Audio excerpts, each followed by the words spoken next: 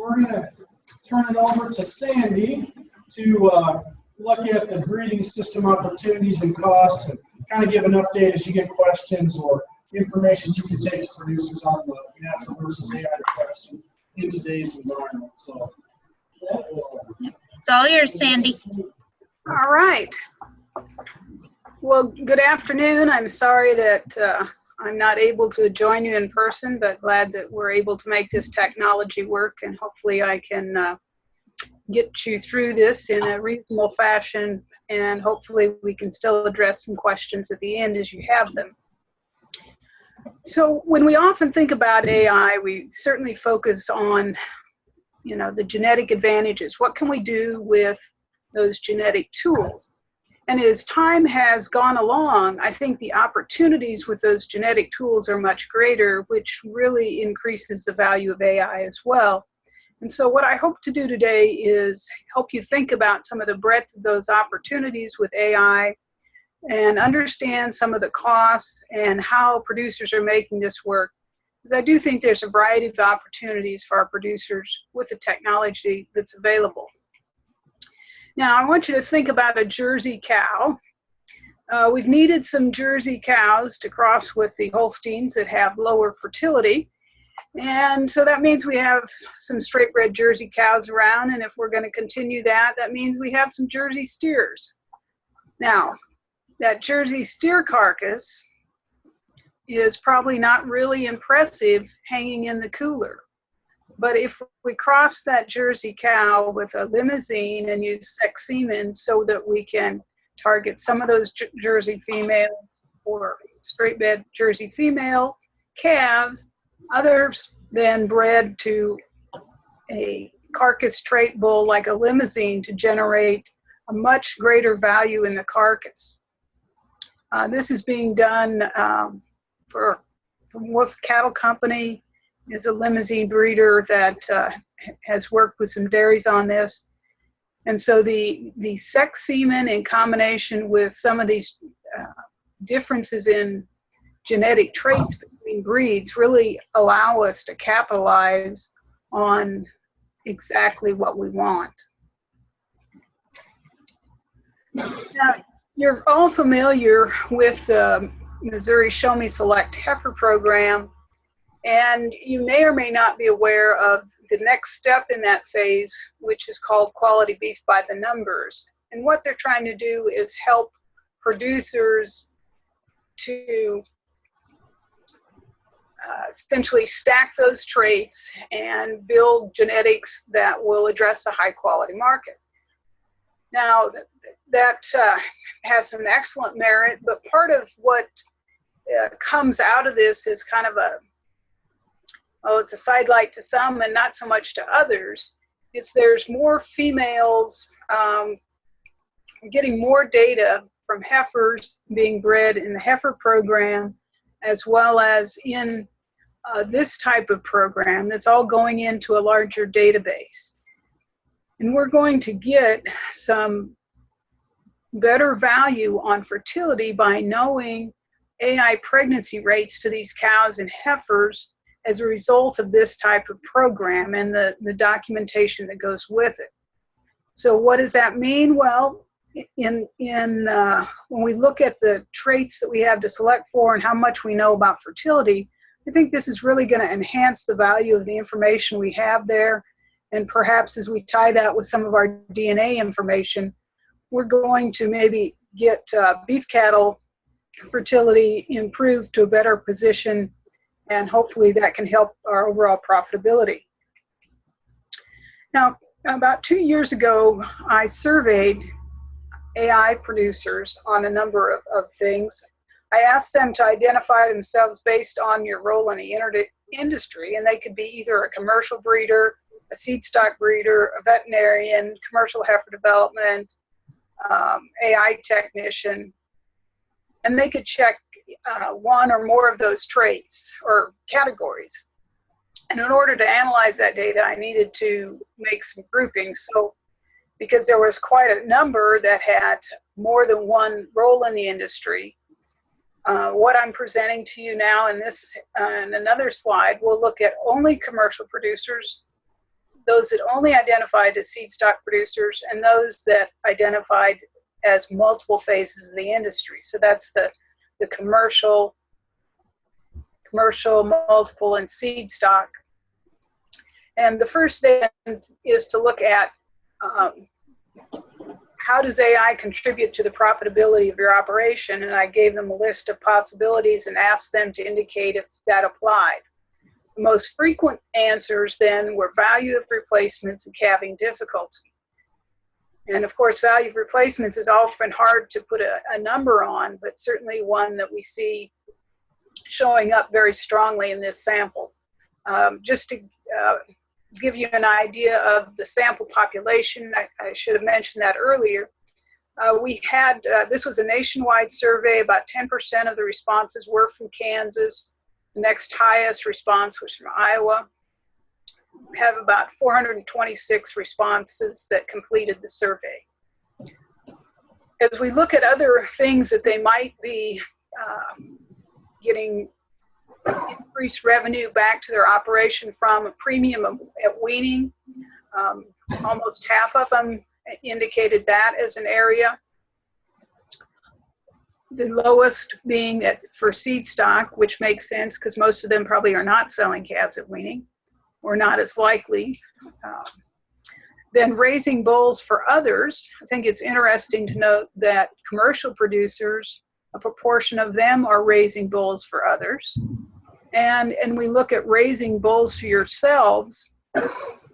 Commercial producers, 27% raise bulls for themselves, which is very similar to what's done in the seed stock industry. You need to recognize that this can be somewhat threatening to those in the seed stock industry as it relates to how AI fits, because they see this as taking away some of their opportunities. Premium for carcass, again, I think kind of makes sense what we see there, higher proportion in commercial producers than seed stock, but still another area that they're using that to increase their profitability.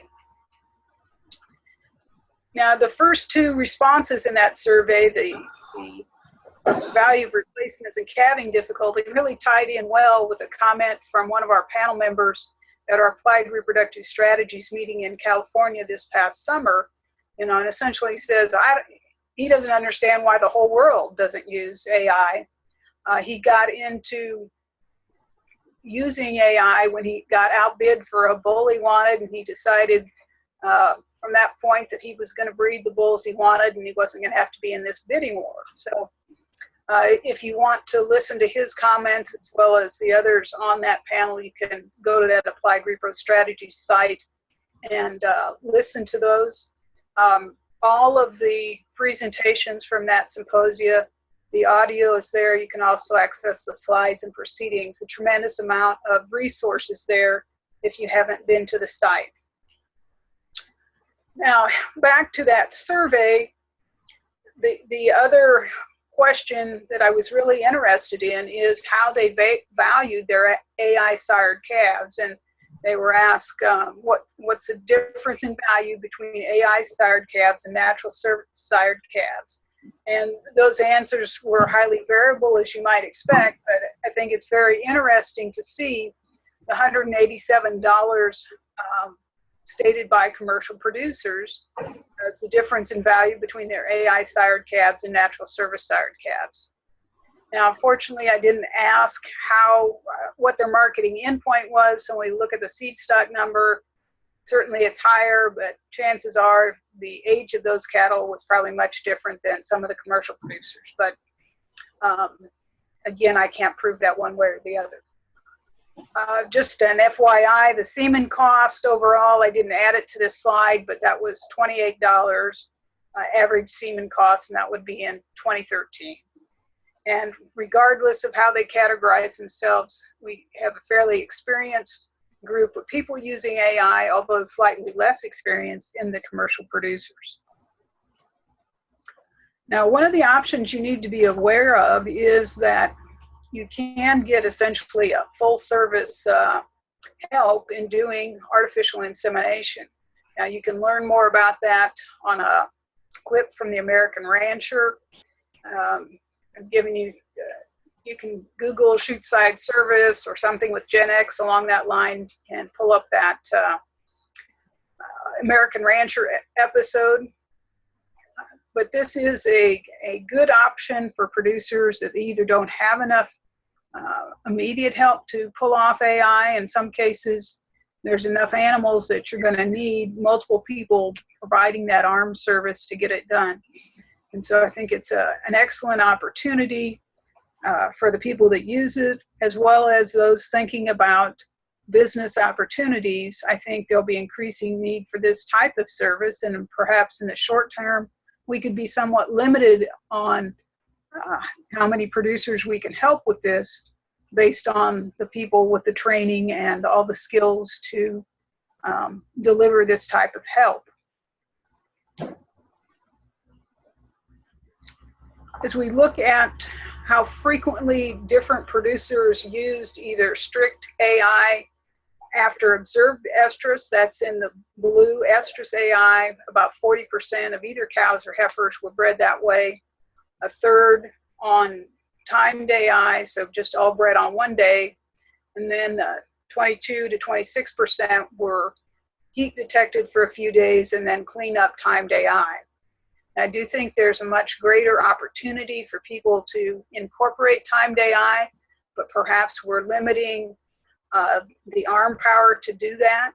You know, if you have 200 cows and you've been AIing on your own, you may not feel like you have the arm strength to do all those cows in one day, and that's probably a good expectation, because even though you may be out toting bales every day or other things to really work on your strength, there's little that we do outside of a cow that really puts the strength in that arm like palpation does. So it's hard to just do that once a year and have your arm in shape to do that.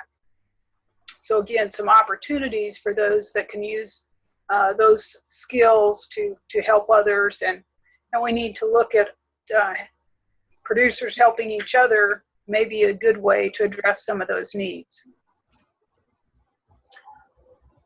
Now, one of the things that I hope you're aware of is that when we use sex semen, our fertility is probably 60 to 70% of that with conventional semen. So we're looking at ways to try and improve those results. Some of it will be through continuing to tinker with the process, but others is looking at what can we do in our synchronization and incorporating that into the protocol. And so one of the things that has been done is to look at split time AI using sex semen. And to do that, we're using the tool shown here, the patches with kind of the rectangular ends in the upper right-hand portion of your screen and on the far right are called Estrotech patches. And you can see as the animals are ridden, the scratch pad-like material gets scraped off till we get this bright color shown underneath, and we clearly know the individual has been ridden. So if we put these on at the time that CEDAR is removed or prostaglandin is given, we can bring them back in a couple days later for our timed AI. But if that patch is still like the one at the top, essentially unchanged, what we would do would be to give that animal just GnRH, bring them back the next day and wait to put semen in. And that has to do with essentially the fact that this sex semen is, think of it as being stressed from that process of sorting. And so it's not going to be as viable as long in the track. And so we need to delay that insemination to try and help that out. So let me give you that in a picture form now that I've talked about it. So on the top half of the screen, you see what I would call our typical co-sync plus CEDAR protocol. The CEDAR device is in place for a week. We give GnRH at the beginning, prostaglandin at the time we remove the CEDAR to induce luteolysis. And then we're going to wait on cows 60 to 66 hours before we inseminate. So this would be our Sorry, I was trying to use my mouse there. So that would be our normal process on the top. So to use sex-sorted semen then, if they were in heat, when we brought them through the chute at this time, that patch was tripped, we would put sex-sorted semen in them. If they weren't, then we would just give GnRH, sort those cows off, and then inseminate the day later. So what does that do for the results? Well, this is some data from Jordan Thomas, a graduate student at Missouri, and looked at using either conventional semen or sex-sorted semen, or the third treatment then was sex-sorted semen, but with delayed insemination of those that were not in heat. If we look to the far left then, we see that the animals that were in heat at the time of insemination or that patch had tripped, high percent pregnant in that group. If they weren't in heat, we didn't get as many pregnant, but still a reasonable number of those that were not in heat at the 66 hours. Again, conventional semen. If we use sex-sorted semen, we put it in, we look at those that were in heat, 51% of those were pregnant. Okay, I can't use the pointer apparently. But only 2% were pregnant if they weren't in heat, if we tried to put sex-sorted semen in those at our normal timed insemination. But if we delay that, in the far right column, what you want to see is the value that says they weren't in estrus, but we delayed the insemination. Okay, 36%, is essentially the same as the 42. And so our overall pregnancy rate, while certainly less than the conventional semen, we pick up a lot of animals here by delaying that. So that's one option to be reducing the number of days that we're inseminating, yet still getting more of the desired sex that we want. Now we've got to recognize that with a 39% pregnancy rate that we had in this sex-sorted group, even with the split time, that's going to be delaying some of those cows in terms of rebreeding. So we've got 40% that are going to breed first cycle, the remaining are going to be second or later, which is really behind where we would want to be in a normal situation. So those sex calves need to be worth more money to do that. And it also says that if we're going to use sex semen, we better have a well-established AI program that we're ready to take this next step in technology. Okay. That said, I think there's still tremendous opportunity to use sex-sorted semen and the genetics we have to create different specialty things, whether it's F1 females. We have a lot of producers that are trying to raise their own replacements. Perhaps the availability of sex-sorted semen will allow specialized producers to raise more females that are appropriate for replacements. A small producer could buy those F1 females, use the terminal sire, and have a much easier breeding system, and probably with a higher value product than trying to do everything themselves. Now, I believe Joel was mentioning the difference in costs that we have now as we look at natural service sires are certainly increasing in price, and the top end I have on this table probably doesn't cover everything that you can spend money on, but it's a range that I selected for this example. And so this is a cost per pregnancy of natural service, assuming 90% preg rate and 4 years of bull use, about a 10% bad bull rate is figured in there. And most conservatively, based on what we know about bull to cow ratios, as well as what's a lower end price that you can buy of a bull. You see this range here of 66 to 86 is kind of a, that's it's not pushing your bull very hard, but it's also not using a real high dollar bull. We can spend more money and we can use them harder. So comparing this to AI, I want you to know that we have updated the little spreadsheet that Kevin first developed, worked with Dustin Pendel to update this, and it compares cost of AI to natural service. And it's set up where you figure your bull carrying cost, your AI details, and then this shows the comparison, and I've just highlighted the bottom portion of that.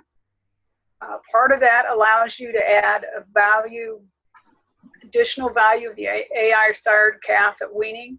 If you look below that green line to the far right, you see we have $50 there as a default, and I'll show you in a bit where that baseline number came from. The part you can't see is the bulls in this example were $5,200, and you can see that the cost per bred female, the bottom numbers 81 and 79 are really fairly similar, where they're using 100% natural service or one round of AI plus cleanup natural service.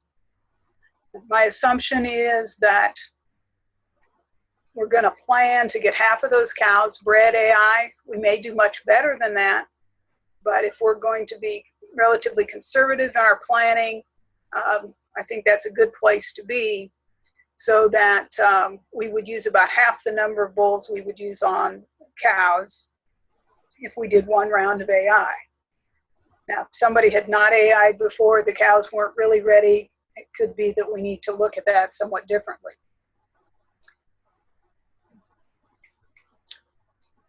Now, is that $50 a pretty good number that's in the default for the spreadsheet I showed you? You remember the $187 from our survey. This is a data set, a few years old now, where they synchronized half of a group of cows and left the others to be bred natural service. So at these 8 individual locations, they calculated in a partial budget form their net gain or loss from AI on a per cow exposed basis. The average of those herds was $49. One herd had a return of a negative $10. The average difference in weaning weight was 38 pounds. And so that probably has a greater value today than what it did at the time this paper was published. So I think there is certainly strong evidence that there are people in a commercial setting that are reaping economic benefits from AI. Everybody has to kind of compare on their own. One of the outputs from this particular study was they worked to put together a little tool called AI Calculator. Maybe showed this to some of you. Essentially kind of based on the data out of that previous project. You can get this on your phone. You could work with a producer and say, what are your costs? What are we going to pay for this bull? Go through these various inputs. The types of things you need to put into that are listed here. The thing I would tell you is that whenever we look at the costs of AI compared to natural service, when we're not able to reduce the number of bulls that we need, it makes it very difficult then for AI to look cost competitive. So if you have 30 cows, you still need a bull to clean up. You're certainly going to increase your breeding costs by using AI. The question will be is what's the value of those offspring? And sometimes it's a very good way for them to improve their herd and make the genetic goals that they want, and those goals are worth that investment. But again, working with somebody on their individual costs, you can use the defaults that are there, but this is a good tool to work with someone to see how it fits in their operation.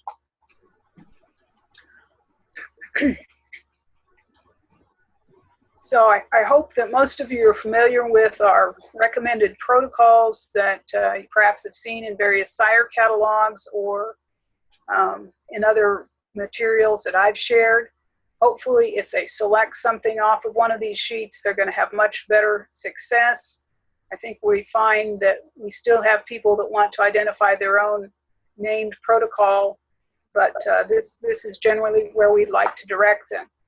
To help them implement that, we do have this publication that outlines those, talks about those protocols and just some basic overview of synchronization. And then to actually implement those, we have two tools. One is this, again, a smartphone type app. It's you don't download it, you actually use it off the web, and that allows us to keep it up to date. Essentially, you select what you're breeding, what your costs are, and it will set up a calendar for you. That is essentially the simplified version of our Ester Synchronization Planner, which is an Excel-based tool. It's a little more in-depth in terms of some of the support information. It generates a calendar, which I think is very useful because one of the biggest causes of lack of success with AI and synchronization is not getting the right thing done on the right day. We need to know the difference between Lutalize and Factrel, Fertigrel, and if you're not used to talking about those products, you can get yourself confused. And so we've tried to help people get the right thing done on the right day by using this tool. Now, one of the things I want you to recognize is the value just from the synchronization we have.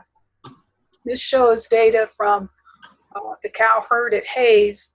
In that lowest line, you see essentially the calving distribution, so how many calves were born each day, cumulative, on a year where there was no estrus synchronization. In the subsequent years, then, there was synchronization.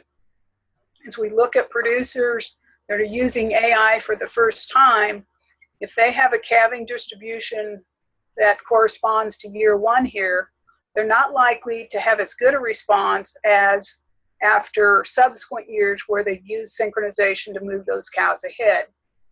Also note that in this first year, the calving season actually extended beyond 63 days. I think it was actually well out into 70 or almost 80 because of the variation in gestation length.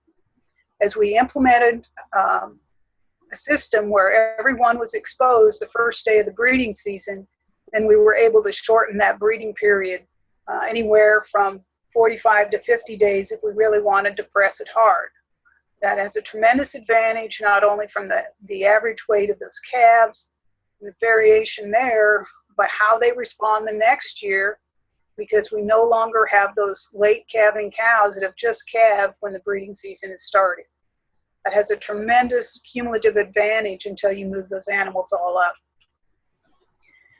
Now, I think one of the biggest challenges we have with AI is those that have decided long ago that it won't work. And if you think it won't work, you're right. But there's a tremendous amount of opportunity for those that want to make it work. And I think it really is an attitude shift, and those that want to take advantage of it will really do some great things with it. And I think we'll see more of that in the near term. Just want to highlight some data that you may have seen Cliff Lamb present, and this is kind of I wanted to show this because the longer calving season that he was faced with when he started in Florida a number of years ago, and you see those calving days go out to well over 140 days. The lowest two lines represent 2006, 2007, kind of when he started. There wasn't much pressure put on those cows reproductively at all. He implemented several changes. One, they had to have a calf every year, which doesn't seem too hard, but it wasn't a rule that they had there before. The replacement heifers were only things that were bred within 25 days were kept as replacements. That's a key benefit going into this. And secondly, that They had to have a calf every year. Yes, I said that. Then everything was going to go through estrus synchronization and fixed timed AI. So they began moving moving these cows forward and gradually shortening that breeding season. If we look at when they first started, about little over 20% of those were calved by 60 days.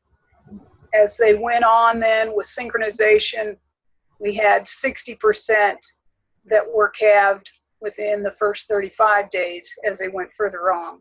That's a tremendous advantage. This just tries to summarize some of that.